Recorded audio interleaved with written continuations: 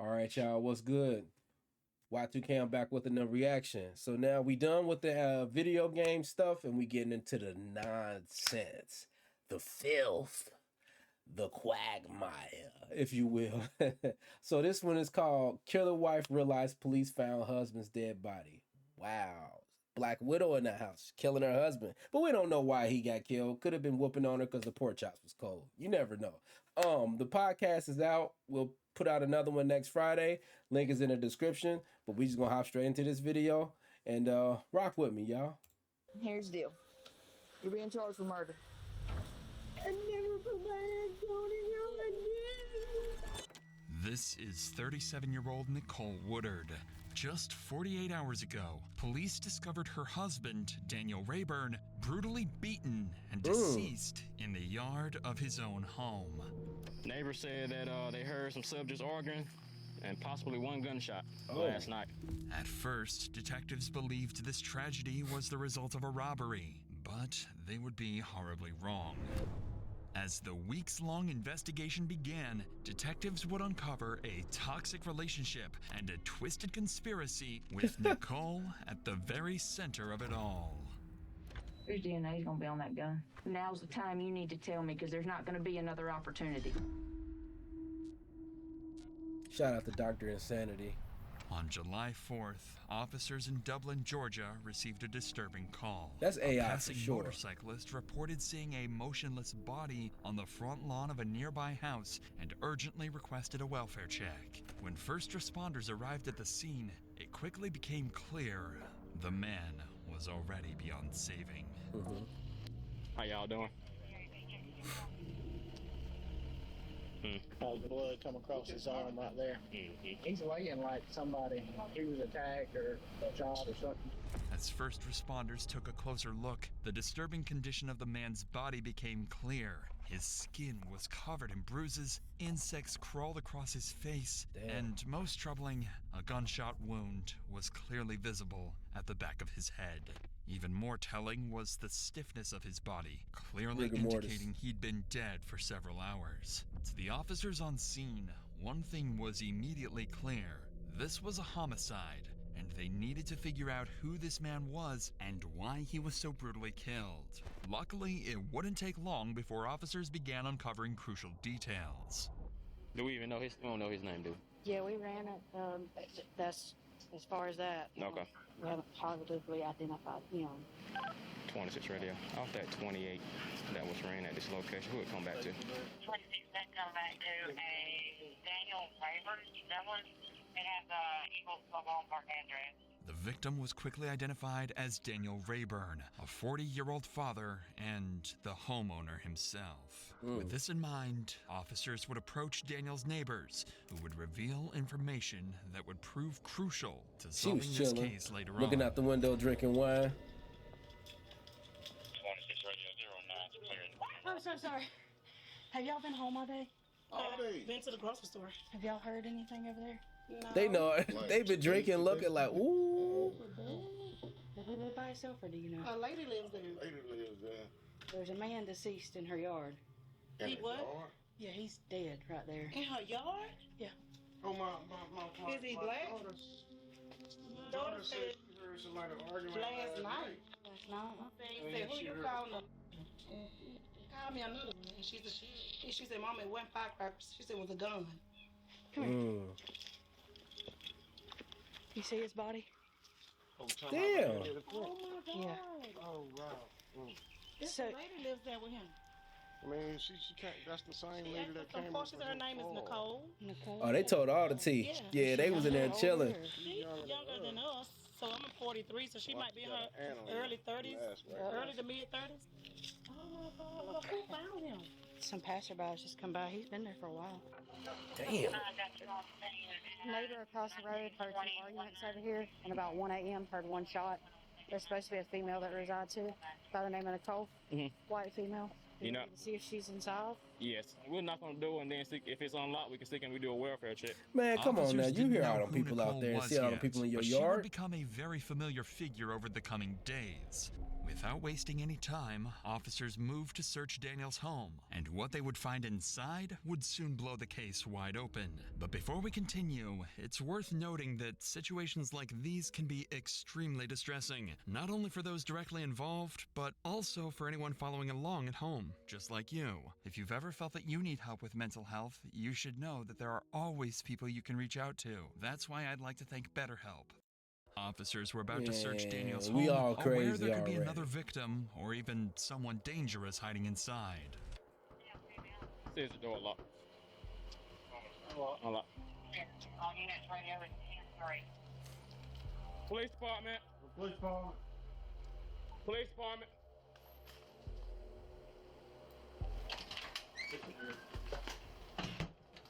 Alright, so female's gone. You got a female now? All we know is it's a white female by the name of Nicole. Yes. Right here. Oh, she was getting out of there. Fortunately for officers, the house turned out to be empty, with no visible signs of violence or struggle inside. They got a However, skull they wreath? did uncover one crucial clue, a letter revealing Nicole's full identity. Brenda Lee Nicole Woodard, Daniel's wife. This discovery immediately opened up new leads for investigators, but officers were about to catch another clue. One of the paramedics on the scene would recall encountering a woman with the exact same name just hours earlier. What y'all know about it? I don't think the neighbors saying that they heard subjects arguing last night and a possible one gunshot. Hey, see with here or? Yeah, they said it's supposed to be a white female staying with them. First name by Nicole. We went in and cleared it. Nobody ain't in there, but it's a letter in there with her name on a piece of paper with Nicole Woodard on it. That name, we just picked up a person at Applebee's with the same name, 37 years old. Had a seizure, throwing up. According to the paramedic, 37-year-old Brenda Lee Nicole Woodard had been working at a nearby Applebee's when she suffered a seizure and was rushed to the ER earlier that day. To detectives, this timing felt a little too convenient. Nicole's medical emergency occurred just hours after Daniel's brutal murder, potentially giving her an alibi to distance herself from the crime. If this was, in fact, Nicole's plan, it wouldn't work out very well. Officers were now able to easily locate her at the hospital and question her regarding the actions leading up to Daniel's death. Since her injuries were minor, she was quickly transferred to the station for questioning. Did he have any friends that came over to visit? Once in a blue moon, we'd go over and hang out. She's like that one girl from Mad TV. We hadn't seen them in a couple of months. Other than that, you can't tell me anything else that you might know? I mean, because he was out in the yard when he was found in the yard this afternoon before they called, about the time after they called you. He was found out in the yard. Nobody called me.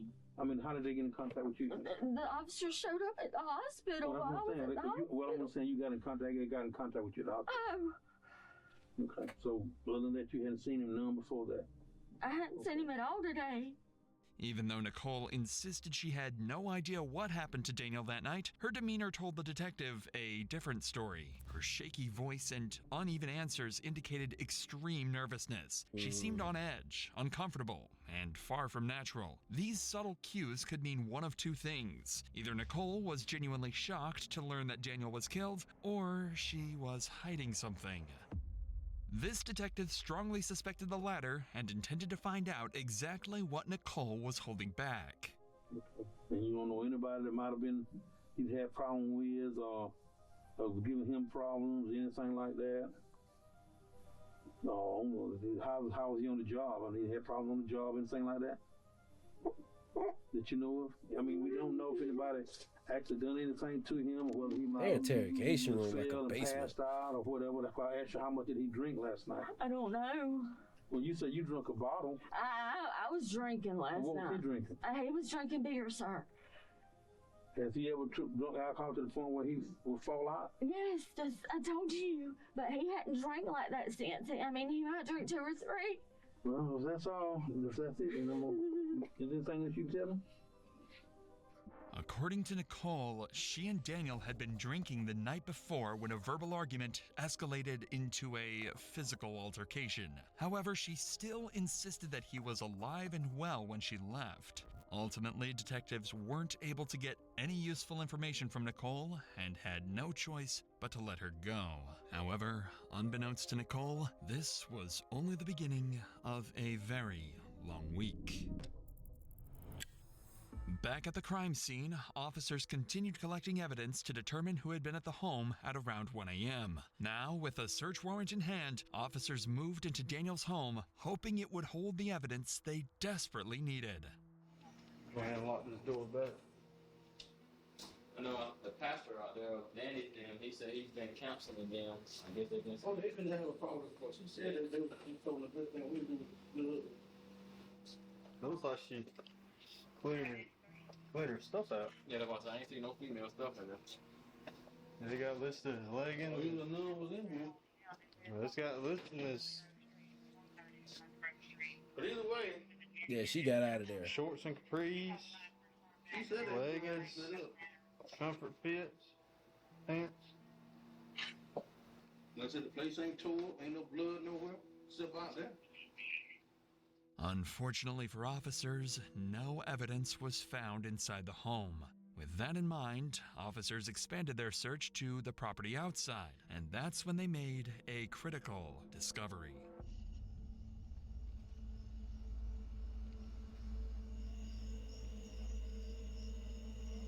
Hey, cool.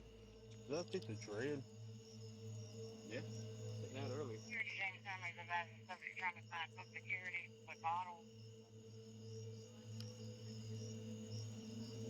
A severed dreadlock was found Damn. just feet away from where Daniel was killed. The hair clearly didn't match Daniel or Nicole's hair type, confirming that someone else besides Nicole was present that night. Detectives now needed to identify who this unknown person was and figure out if Nicole might know who he is. But while detectives were finishing up their search at Daniel's home, his family arrived at the scene and officers had to break the tragic news.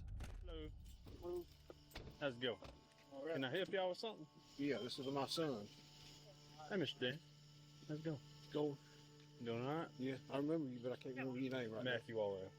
We had pacifier see somebody laying down, and they called me out here, and that's when I seen him.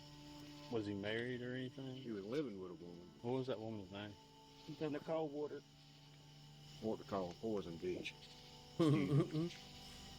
Although the family's comments about Nicole were somewhat vague, one thing became clear. Parents Daniel be and knowing, Nicole man. likely had a deeply troubled relationship, but suspicions alone weren't enough, and officers needed solid evidence if they were going to identify Daniel's killer. Before wrapping up for the day, investigators would review surveillance footage from the neighbors across the street and spotted Nicole leaving in her dad's car earlier that morning.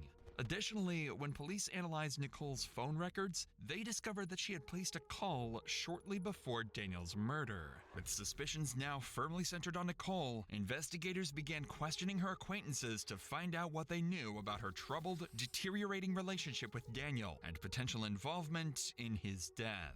That's when they first heard the name Misty Edge, a friend of Nicole's who, as it turned out, had received a visit from her just hours after the murder.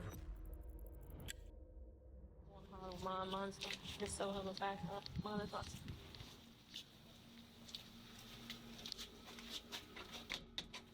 They're in the South, boy.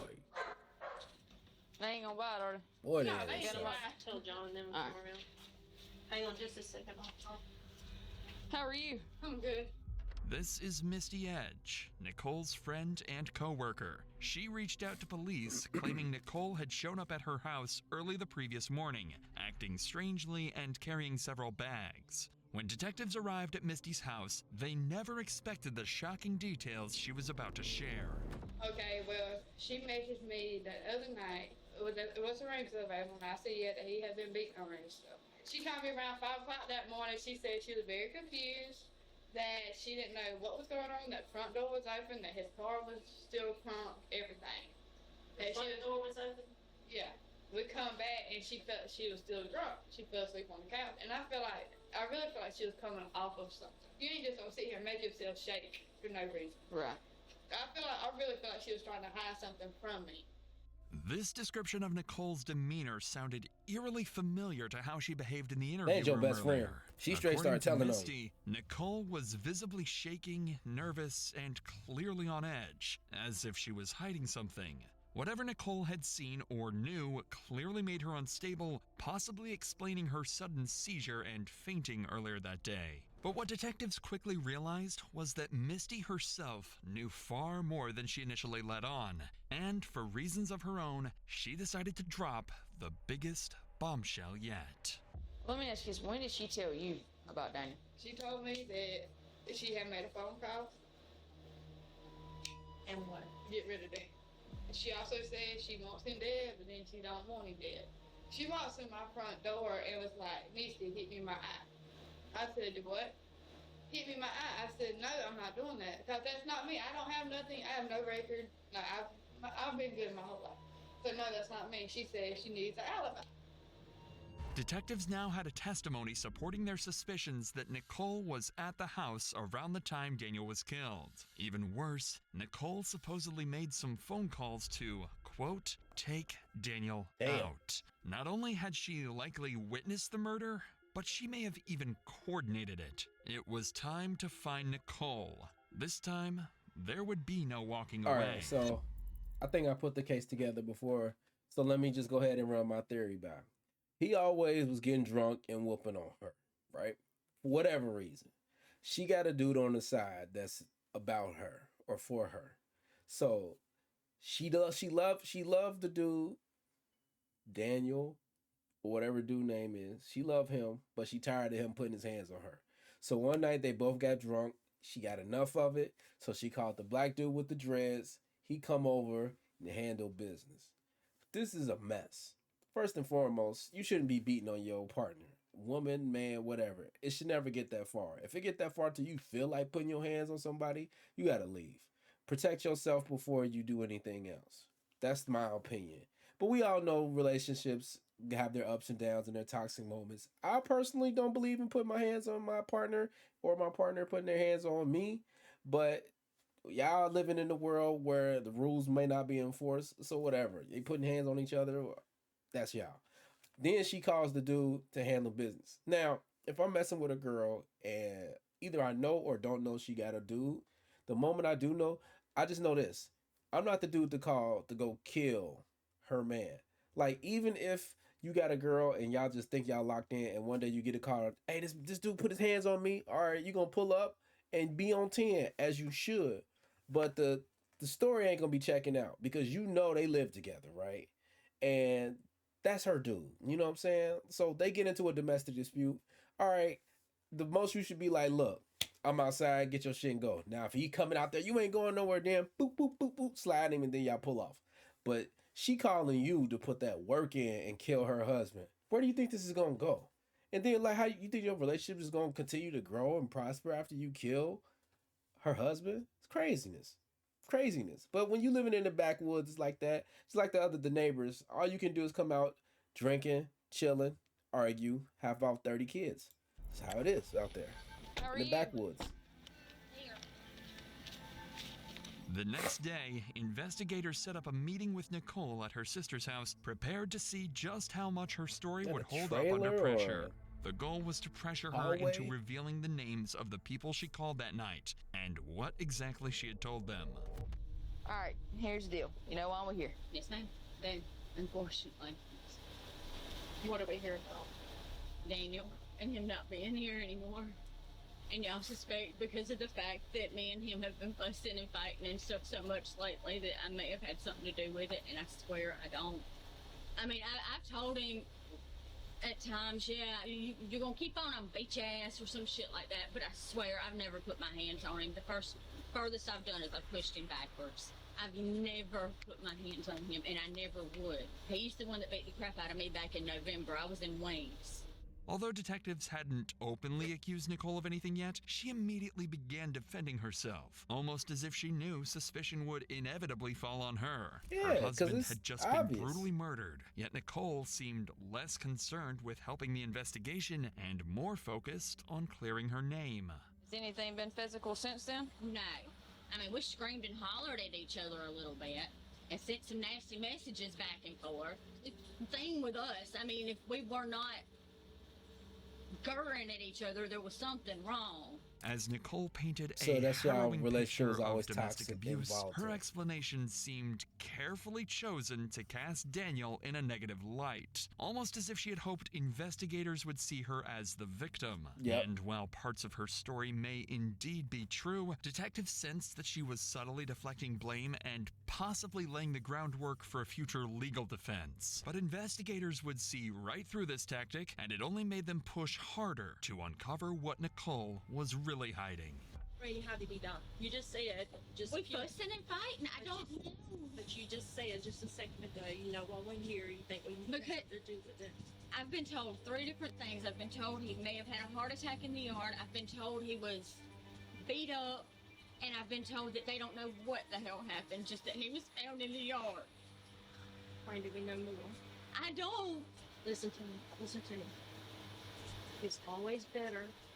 And I know you talked to the detective the other day. It's true. But things have changed. And we know some stuff that you did. We need you to come forward and tell the truth. I mean, I've called and talked to people and stuff, and I've told them at times, I love him, I hate him, get me out of here, stuff like that, but I've never hurt him. I swear, I would never put my hands on him. Listen I to love me. him. Listen, look at me. Look at me.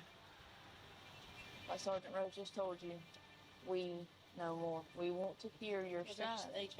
And I'm telling y'all, I didn't I hurt know him. you would say. I did not touch him. I did not go, hell, I did not. You know who did. And it's time for you to tell us who did this to him. The stress was clearly getting to Nicole. Detectives made it obvious they knew she wasn't telling them everything, and the pressure was starting to show. Visibly nervous and beginning to break, Nicole was about to give detectives exactly what they came here for. I suspect that my foster brother may have had or adopted brother may have had something to do with it, because I did I was call wrong. them and I did ask them for help to get me out Foster of there. brother. Why do you suspect that he had something to do with it? Because they've all said before, if he kept on hurting me, they were going to do something. And the last time that we had a fight, they come up, he bitched him out, and that was it.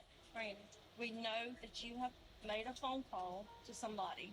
I called Pops, which is Hewlett Reed, and I asked him if he would come over and calm me down and stuff.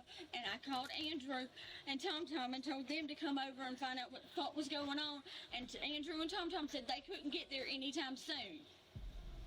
Why were you wanting them to come over there? What were you wanting them to take care of? Not him, not like that. I swear, nothing like that. That's what you just said. I wanted them to calm him down. What is that? Not like that. We know you said I didn't want them to hurt. No, I did not. All right, so what I did not. listen. You know they there was killed him. camera footage across the street, so let's talk about it, okay? I never saw anything happen. I heard him out there fussing and stuff, and then they left. Listen to me.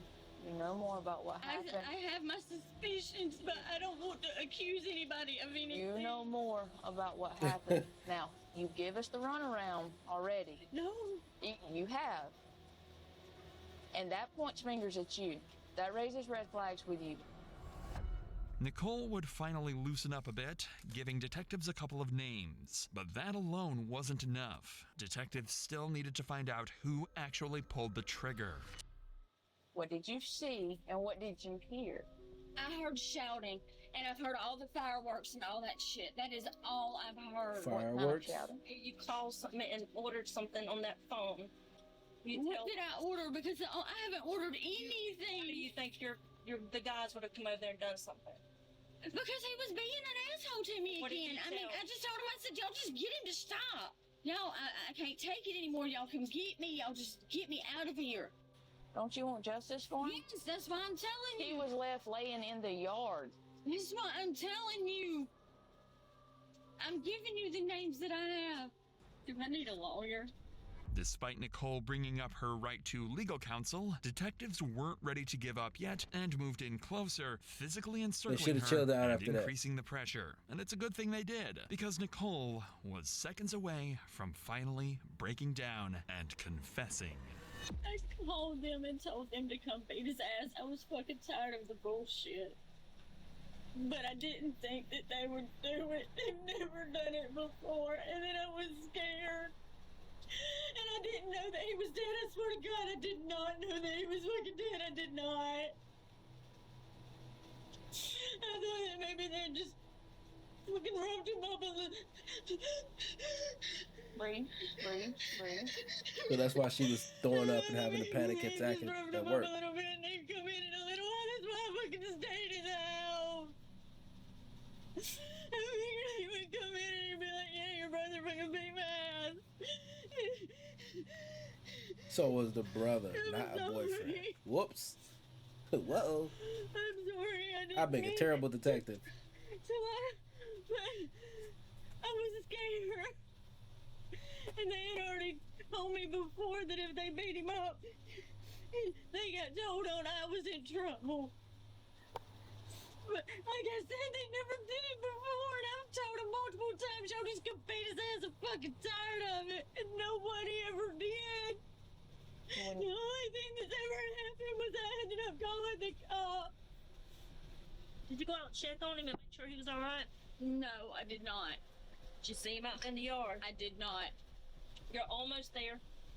You got about 10-15% that you're not telling us of what happened after the fact. No, I don't.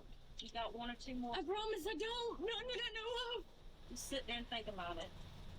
Even if parts of Nicole's story were true, her overwhelming emotional reaction seemed driven more by panic and fear than genuine sorrow. And by now, detectives had everything they needed to move forward, and Nicole would be arrested and taken to prison. While officers had enough evidence for an arrest and were nearly certain of Brandalee's involvement in the murder, whether she had actually wanted Daniel dead remained unclear. To solve this, detectives now turned their attention to Thomas Harper and Andrew Huber, the 2 men Nicole claimed carried out the attack. Fortunately, locating them didn't take long, and due to their high likelihood of involvement, both men would be arrested immediately and questioned the very next day. During their arrest, police discovered a piece of clothing with bloodstains at Andrew Huber's residence. After running a DNA test, this would prove to be Daniel's blood, confirming that Andrew was present that night, and he would be charged with murder. Still, there was one person left, and a final nail in the coffin for Nicole, her adopted brother, Thomas Harper. So that's who During was his getting caught, arrest, the N-word. officers discovered a handgun along with 4 spent casings directly matching the bullet fired into Daniel's head. On top of that, the dreadlock So they found got at the into a crime fight. scene would turn out to be a direct match to Thomas himself. Neither Andrew nor Thomas ever claimed Nicole was outside during the fight. However, police could confirm that Nicole had seen Daniel leave and heard gunshots. Yet she never checked on him and never called 911.